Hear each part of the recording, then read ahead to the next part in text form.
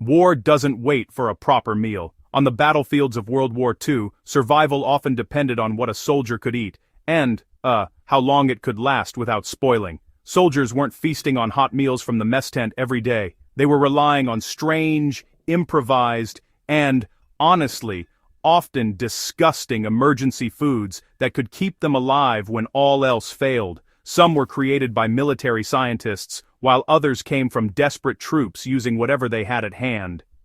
Many of these rations are long forgotten today, yet they fed millions through the harshest conditions in history.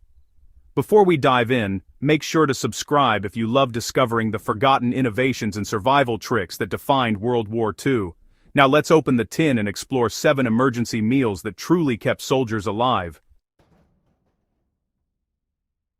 The iron ration was one of the earliest and simplest emergency meals used by Allied troops. It wasn't designed to taste good, only to keep you alive. Inside a small metal tin, soldiers found 3 ounces of meat, some hard biscuits, salt, sugar, and a coffee cube. This ration was carried for true emergencies only, when troops were cut off from supply lines or surrounded by the enemy. Eating it meant things had gone bad. Yet countless soldiers credited the iron ration with saving their lives, giving just enough strength to keep marching, fighting, or escaping.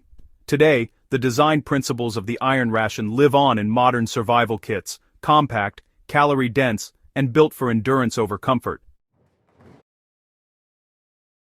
The D ration was no sweet treat. Developed by the Hershey Company for the U.S. Army, it looked like chocolate but tasted like punishment. The bar was intentionally made barely edible, bitter, dense, and so tough that soldiers often had to shave it into hot water to make cocoa. Each 4-ounce bar packed 600 calories and could withstand extreme heat without melting.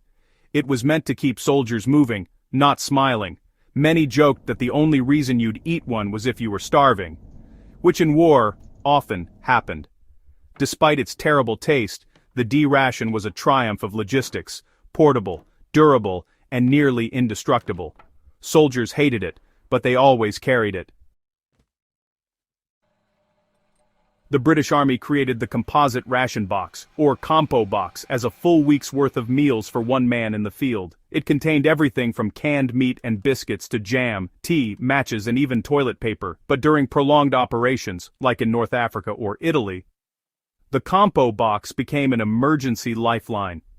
Soldiers mixed the contents in creative ways to make them last biscuit stew, jam sandwiches made from hardtack, or coffee mixed with condensed milk powder. It wasn't glamorous, but it provided nutrition, routine, and comfort, the 3 things most vital to a soldier far from home. Dating back to the 19th century but used extensively in World War II, Germany's Erbswurst, or pea sausage, was one of the most unusual emergency foods ever issued. Made of compressed pea flour, fat and spices, it looked like a sausage but, when boiled in water, it cooked into a thick pea soup. Soldiers loved its simplicity. It was lightweight, high in protein, and easy to prepare. You could eat it cold if desperate, though most folks preferred it hot. It was often the difference between hunger and strength during those long winter campaigns. Erbswurst was so iconic that the recipe continued in German military and civilian use until the early 2000s. It was, honestly, truly a meal that stood the test of time.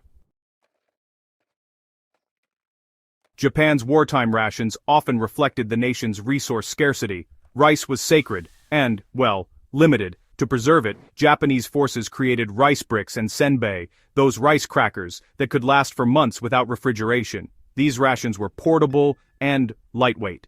But honestly, they lacked the calories soldiers needed for long campaigns. Many Japanese troops combined them with wild plants, fish, or even insects when they were stranded. The simplicity of rice-based rations kept thousands alive, even as supply lines collapsed late in the war.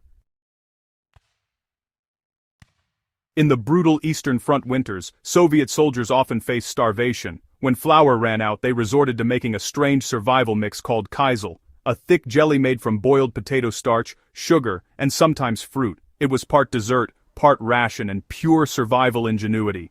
Kaizel provided sugar-based energy in a form that could be stored for days in freezing conditions. Alongside it, Soviet troops also made ersatz bread, loaves baked from sawdust, bran, and grass, mixed with tiny bits of flour.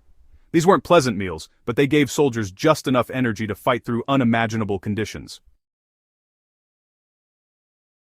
No list of World War II emergency meals is complete without foxhole stew, the unofficial dish of improvisation. Soldiers from every army learned to create stew from whatever they had: canned meat, stale biscuits, dried vegetables, even coffee or water from melted snow.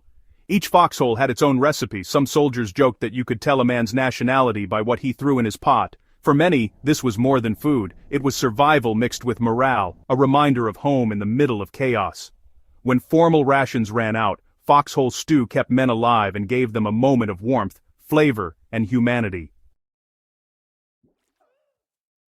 World War II emergency meals weren't designed to impress. They were designed to keep soldiers breathing, thinking, and marching. From bitter chocolate to pea sausages and ersatz bread, these foods represented human ingenuity at its rawest form. Behind every tin, bar, or biscuit was a story of adaptation, of men and women who, well, refused to give up, even when their next meal came from a ration tin instead of a kitchen. So next time you open a pack of modern survival food, remember, the science of staying alive in war was built from these forgotten, unappetizing, but life-saving meals of World War II.